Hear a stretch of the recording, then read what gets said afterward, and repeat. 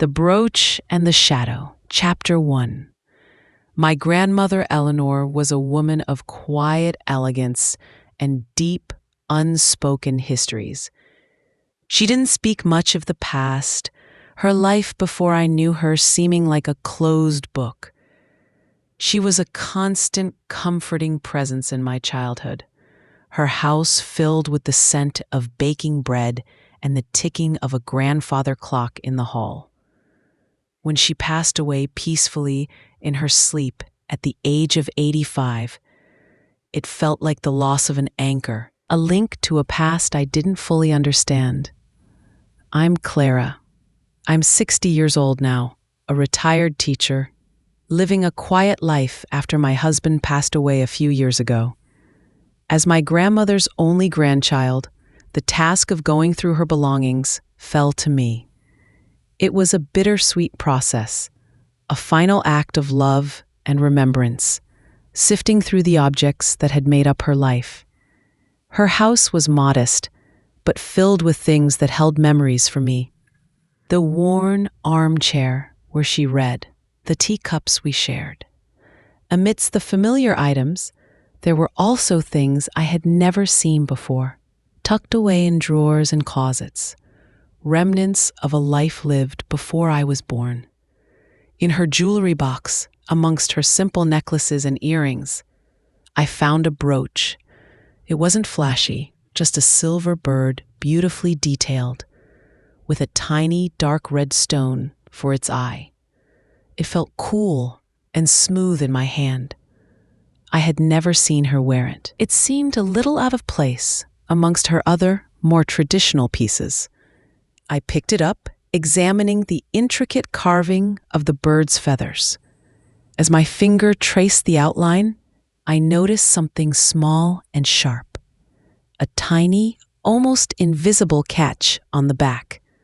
I pressed it, and with a faint click, the bird's wing lifted slightly, revealing a hidden compartment within the brooch itself. My heart gave a little jump. A hidden compartment? In a simple brooch? What would she have kept hidden in such a tiny space? A miniature photo? A lock of hair? Inside the compartment, nestled in the velvet lining, was not a picture or hair, but a tiny, rolled-up piece of paper. It was old, fragile, made of thin, onion skin paper. I carefully unrolled it. It was covered in tiny, cramped handwriting. My grandmother's hand, but younger, hurried. It wasn't a letter or a diary entry. It was a list of names and dates. Arthur Miller, 1942. Eleanor Vance, 1942. The Blackwood Mill, 1942. A Place by the River, October 17th, 1942. The Stone with the Mark. Names I didn't recognize. A date, a place, a cryptic reference to a stone, 1942. My grandmother would have been in her early 20s then, a young woman during the war. Why would she keep this list hidden in her brooch?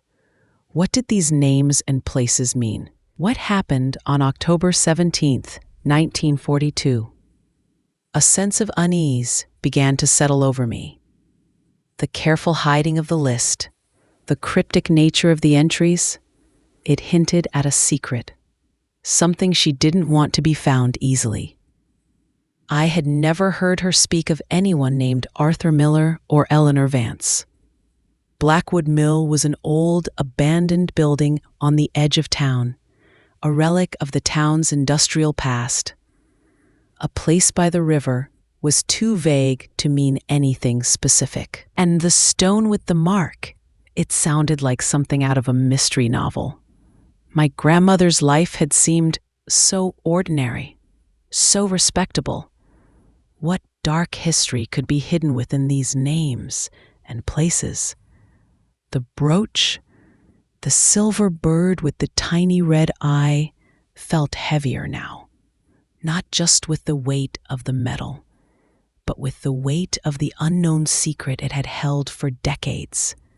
It was a key, not to a physical place, but to a hidden chapter of my grandmother's life. A chapter she had kept buried deep within her, a story waiting to be uncovered. I felt compelled to find out what happened in 1942. Who were Arthur Miller and Eleanor Vance? And how were they connected to my grandmother? Chapter 2. The list in the brooch was like a series of breadcrumbs leading into the past. A past my grandmother had deliberately kept hidden. Arthur Miller, Eleanor Vance. Blackwood Mill, October 17th, 1942. A place by the river, the stone with the mark. Each item on the list was a puzzle piece, and I was determined to put them together, to uncover the story my grandmother had kept secret for over 70 years. I started with the names, Arthur Miller and Eleanor Vance. I didn't recognize them from family stories. Were they relatives, friends, or something else entirely? I began researching local history from 1942. The war was raging, of course, a time of upheaval and uncertainty. I looked through old town newspapers, searching for any mention of those names, any events that occurred on October 17th. The newspaper archives from that time were filled with war news, articles about rationing, letters from soldiers overseas. I found mentions of local residents serving in the military, of community efforts to support the war effort, but nothing about Arthur Miller or Eleanor Vance. Nothing about an unusual event on October 17th. I focused my research on Blackwood Mill. It was a familiar landmark, a silent, decaying structure on the edge of town. Its history was well known. It had been a thriving lumber mill for decades, a major employer in the town, but it had closed down suddenly in the late 1940s and had been abandoned ever since. I looked for records related to the mill in 1942. Employee records, financial documents, anything that might shed light on what was happening there during that time. The Historical Society had some old mill records, dusty ledgers filled with names and dates. I spent hours poring over them, looking for Arthur Miller and Eleanor Vance. Their names were not listed as employees. My grandmother's name, Eleanor, was also not in the mill records. What was her connection to Blackwood Mill, to these names? The list felt increasingly cryptic, the connections elusive. What happened on October 17th, 1942? Was it an accident at the mill? Something else entirely? I thought about a place by the river. Our town was built on a river. There were many places along its banks. Was there a specific spot that held significance? Perhaps a place known to my grandmother, to Arthur, and to Eleanor? I started walking along the riverbanks, exploring places I hadn't been in years. The river flowed, indifferent to my search, its water carrying no echoes of the past. Then I remembered another item on the list, the stone with the mark. It sounded like a physical object, something specific I could potentially find. But what kind of mark? A carving? A natural formation? I returned to my grandmother's house, hoping to find more clues. I went through her belongings again, more meticulously this time, looking for anything that might relate to the list, to 1942, to Arthur Miller or Eleanor Vance. I found old photographs, but none with names I didn't recognize. No photos that seemed out of place. The house itself felt different now, filled with the weight of the hidden secret. I looked at the familiar objects, wondering what else they might conceal.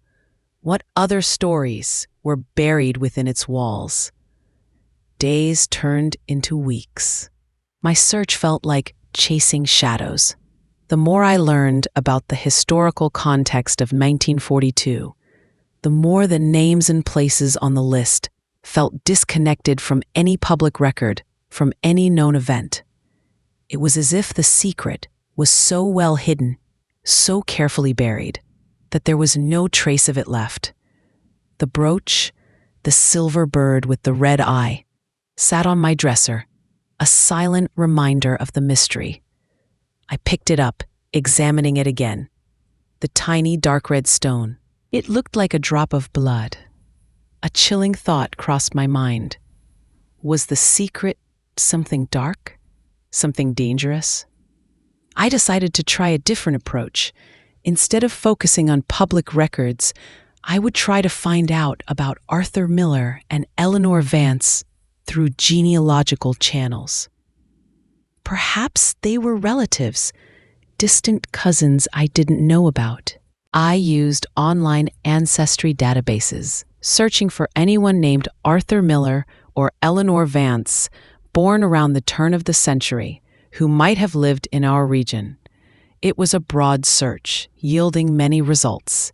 I started tracing family trees, looking for any potential crossover with my own family lines, the Millers and the Joneses. The process was slow and tedious. Many records from that era were incomplete or inaccurate, just as I was starting to feel discouraged. I found a record that sparked my interest. A marriage certificate from a neighboring town, dated 1941, for an Arthur Miller and an Eleanor Vance. The ages matched. This was a strong possibility. Arthur Miller and Eleanor Vance were married. They were a couple, and their lives were somehow connected to my grandmother, to Blackwood Mill, to October 17th, 1942. Chapter 3. The discovery that Arthur Miller and Eleanor Vance were married. Their lives intertwined just before the date on my grandmother's list added a new dimension to the mystery. They weren't just two individuals, they were a couple. And something significant involving them, my grandmother and Blackwood Mill, had happened on October 17th, 1942. My search for information about Arthur and Eleanor Miller continued, now with the knowledge that they were married. I looked for census records, death records, anything that might tell me about their lives after 1941. Finding a clear trail was difficult. It was as if they had disappeared from public record after 1942. There were no death records for them in the area, no later census data that definitively matched their details. It was as if they had simply vanished. The word sent a shiver down my spine. Did something happen to them? Was that the secret? A disappearance? A crime? I focused my research on October 17th, 1942. What could have happened on that specific date, connected to a married couple, my grandmother, and Blackwood Mill, that would be kept a secret for so long? I revisited the Historical Society, this time asking about any unusual events, any accidents or incidents that might have occurred at Blackwood Mill or in the town around that date. The historian, a kind woman named Martha, was helpful but couldn't recall anything specific related to October 17th, 1942. The mill had its share of accidents over the years, she said, but nothing that stood out as particularly notable on that date. I returned to the newspaper archives, looking for any small articles I might have missed, anything that didn't make the front page but might hint at something unusual. Hours of searching yielded nothing. The list felt increasingly like a puzzle with missing pieces, a story deliberately fragmented to conceal a painful truth. Arthur Miller, Eleanor Vance, a married couple? My grandmother, Eleanor Vance. The same first name. Was that a coincidence? Or was there a deeper connection? I went back to my own family tree, looking for any connections between my grandmother's family, the Vances, and the Millers. There were no direct links that I could find in the available records. Then, another thought struck me. What if the list wasn't just names and places? What if it was a confession? A record of something that happened? A place by the river, the stone with the mark. These felt like clues to a specific location. A location connected to Blackwood Mill, to October 17th, 1942, and to Arthur and Eleanor Miller. I returned to the area around Blackwood Mill. The mill itself was fenced off, dilapidated and dangerous, but the river ran beside it, winding its way through the woods. I began exploring the riverbanks, looking for any place that seemed significant, any stone that had a distinctive mark. I walked for hours, the sound of the river and the rustling leaves, the only sounds. I saw many stones, many shapes and sizes, but none that seemed to fit the description on the list. As dusk began to settle, casting long shadows through the trees, I reached a part of the riverbank that was less accessible, a small, rocky outcrop hidden behind a thicket of trees. It felt different. The air here was stiller, the silence more profound, and then I saw it. Nestled amongst the roots of an old oak tree that leaned precariously over the water was a stone. It was gray and smooth, worn by time and the elements, and etched into its surface, faint but undeniable, was a mark, a swirling, almost wave-like pattern. The stone with the mark. My heart pounded in my chest. I had found it, the place by the river, the stone from my grandmother's list. As I knelt beside the stone, tracing the swirling mark with my finger, a wave of cold dread washed over me. This place felt heavy with history, with a palpable sense of sorrow and loss. What had happened here on October 17th, 1942? I looked around the small, secluded spot. The river here was deep, its current strong. Blackwood Mill loomed in the distance, a dark, silent presence against the twilight sky. And then, amidst the fallen leaves and damp earth near the stone, I saw something else. A small, tarnished silver locket, partially buried in the ground. It was old, its surface scratched and worn. I picked it up, my hands trembling. I opened it. Inside, tarnished but still visible, were 2 miniature photographs. 2 young faces, smiling at the camera. A young man, handsome with kind eyes, and a young woman, beautiful with a gentle smile. Arthur Miller and Eleanor Vance. The locket belonged to them, and I had found it, buried here, by the stone with the mark, the place on my grandmother's list. The pieces of the puzzle were falling into place, forming a picture that was both tragic and terrifying. Arthur and Eleanor Miller, Blackwood Mill, a place by the river, the stone with the mark, October 17th, 1942, and my grandmother, Eleanor Vance, keeping this secret for over 70 years, the secret hidden in her brooch. What happened here that day? Did something happen to Arthur and Eleanor? Was my grandmother involved? Chapter 4, Finding the Locket, with the photographs of Arthur and Eleanor Miller, buried near the stone with the mark, confirmed that this place was connected to them, and to the secret my grandmother had kept. The silence of the woods, the deep river, the looming presence of the abandoned mill. The setting felt charged with unspoken history, with a tragedy that had occurred here over 80 years ago. My mind raced, trying to piece together the fragmented clues. Arthur and Eleanor Miller, married. My grandmother, Eleanor Vance, the same first name as Arthur's wife. A place by the river, near Blackwood Mill. October 17th, 1942. A locket buried. A secret kept for decades. The most plausible and most terrifying possibility was that something happened to Arthur and Eleanor Miller here, that their lives ended here, and that my grandmother was somehow involved and had kept it a secret. Was it an accident or something more sinister?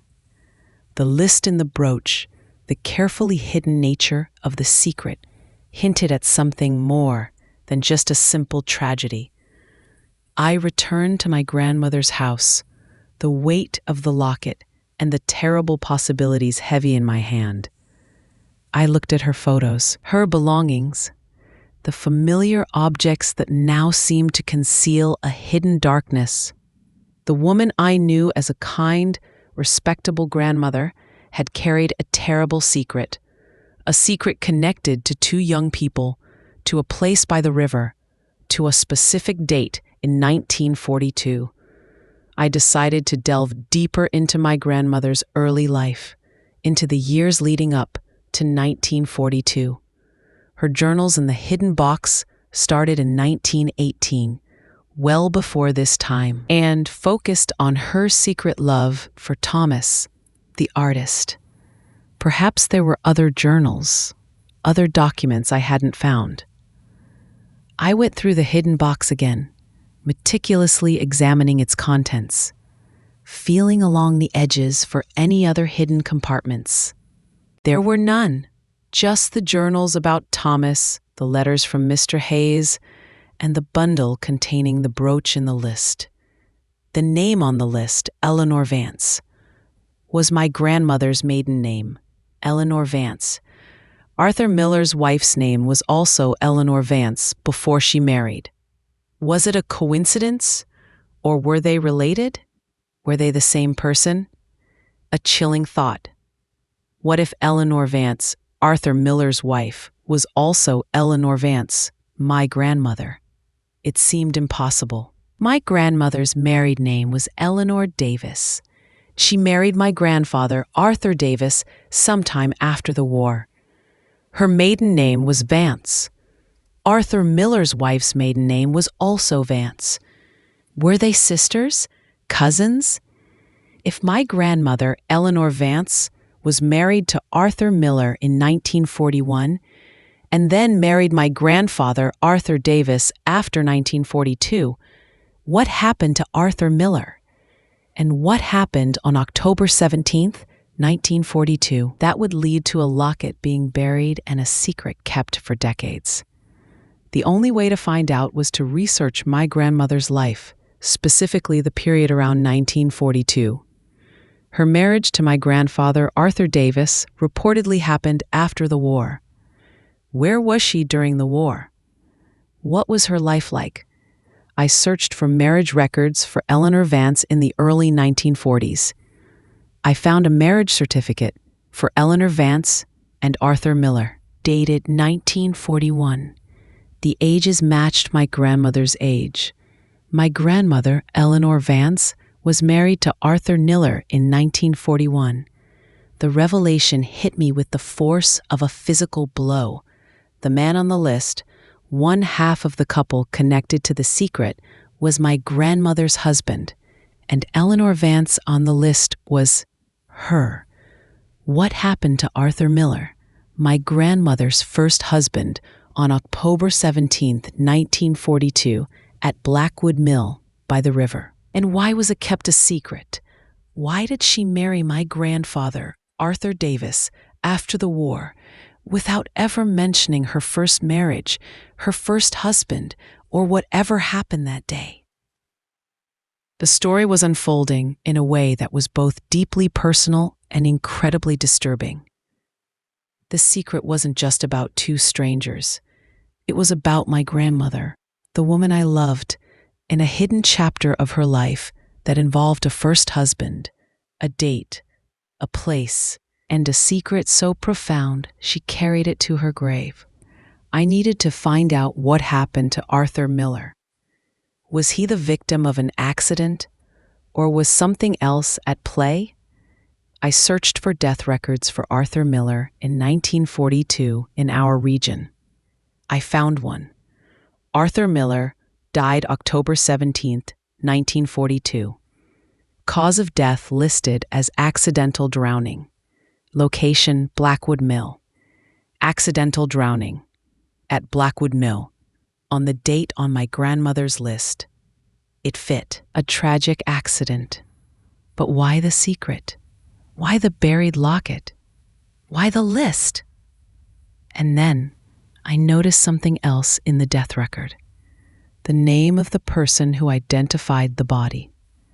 Not Eleanor Miller, his wife, but Thomas Vance. My grandmother's brother. My great-uncle.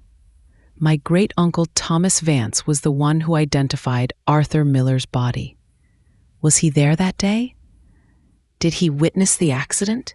Was he involved? Chapter 5.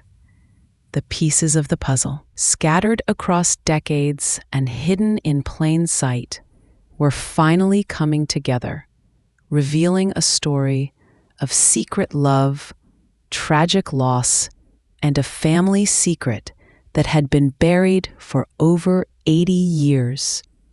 My grandmother, Eleanor Vance, was married to Arthur Miller, the young man in the locket, the man who died by accidental drowning at Blackwood Mill on October 17, 1942. Her brother, my great-uncle Thomas Vance, had identified the body. And the list in her brooch, the buried locket, the carefully kept secret, it was all connected to that tragic day. But why the secrecy?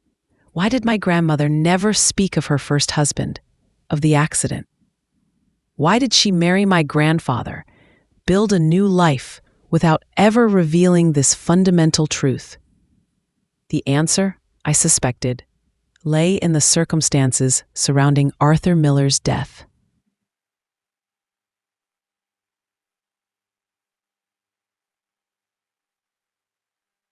Accidental drowning was the official cause, but was it the full story? I delved deeper into the records surrounding Arthur Miller's death.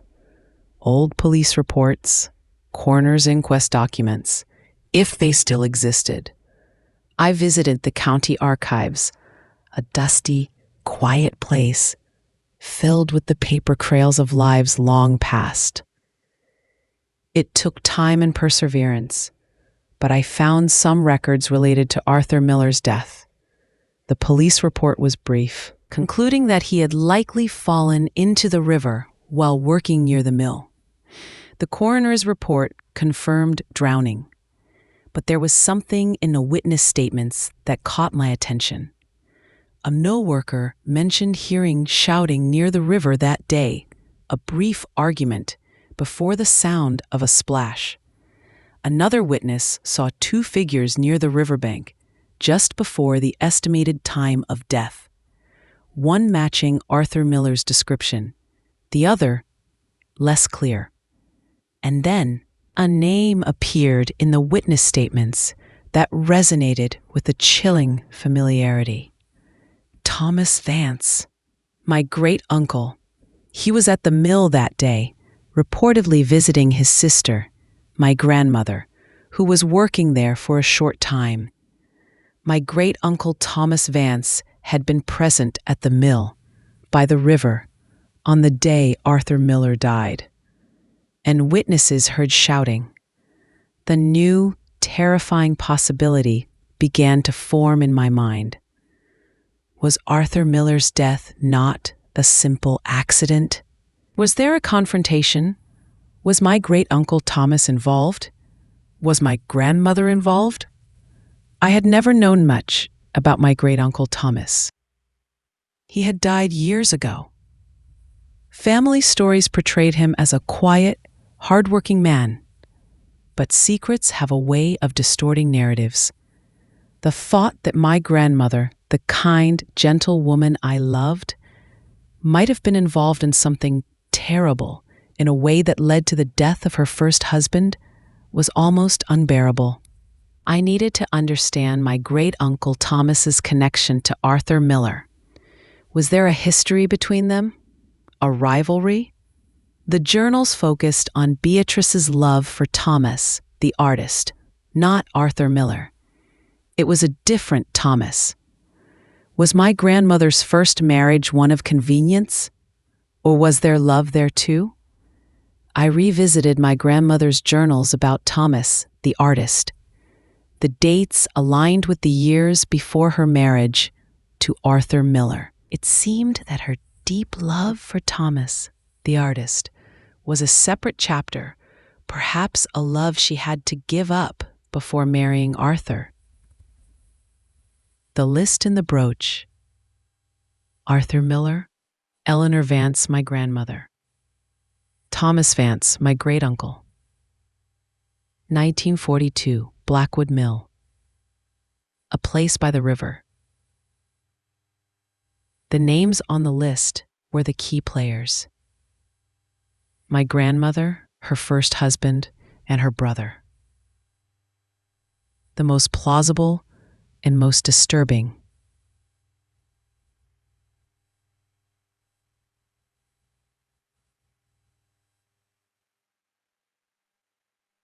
Scenario was that my great-uncle Thomas Vance was involved in a confrontation with Arthur Miller at Blackwood Mill on October 17th, 1942.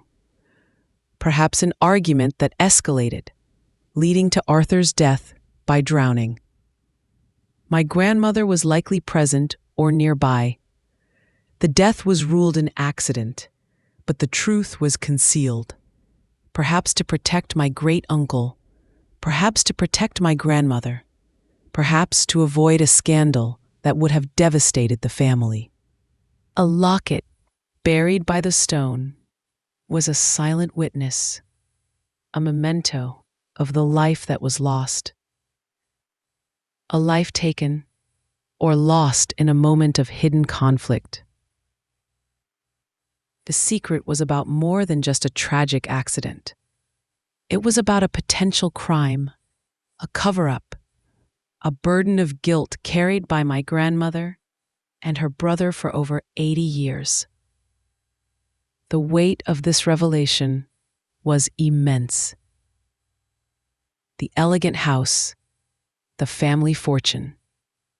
It was all connected to this dark secret, to a moment of hidden violence and a lifetime of silence. What was I supposed to do with this truth? The people involved were gone. My grandmother, her brother, her first husband, but the secret remained, a shadow over our family history, a legacy of hidden guilt. I couldn't change the past. I couldn't bring Arthur Miller back. But I could acknowledge the truth. I could bring the story into the light, honoring the hidden lives and the buried secret. I decided to share the story. Not in a public way, not seeking sensationalism, but within my family, and perhaps with any living descendants of Arthur Miller, if they existed, if they were open to hearing about the truth of their ancestors' fate. My children were shocked by the revelation, stunned by the hidden history of their kind. Gentle grandmother and great-uncle. It changed their perception of our family, adding a layer of darkness and complexity to the narrative they had always known. But they understood my need to uncover the truth, to bring the story into the light. Finding descendants of Arthur Miller proved difficult. His life seemed to have been cut short before he had a chance to build a family. The line ended with him. The secret was ours to carry now. The legacy of a past injustice, a truth that had been hidden for 80 years. The brooch, the silver bird with the red eye, was no longer just a piece of jewelry. It was a tangible link to a hidden past, a reminder of a secret kept, a life lost, and the burden of truth. The stone with the mark by the river became a place of remembrance, a silent monument to Arthur Miller, the man who was lost, his story hidden by fear and circumstance. I visited it sometimes, reflecting on the intricate web of past and present, the way secrets can shape lives, and the enduring power of truth even when it comes decades late, carried across time by a small silver bird and a list of names. My quiet, ordinary life had been unexpectedly intertwined with a dramatic, hidden history, a history that brought a sense of responsibility and a profound understanding of the complex, sometimes dark, threads that weave together the tapestry of a family's past. A weight of the secret was heavy, but carrying it in the light felt less burdensome than leaving it buried in the shadows.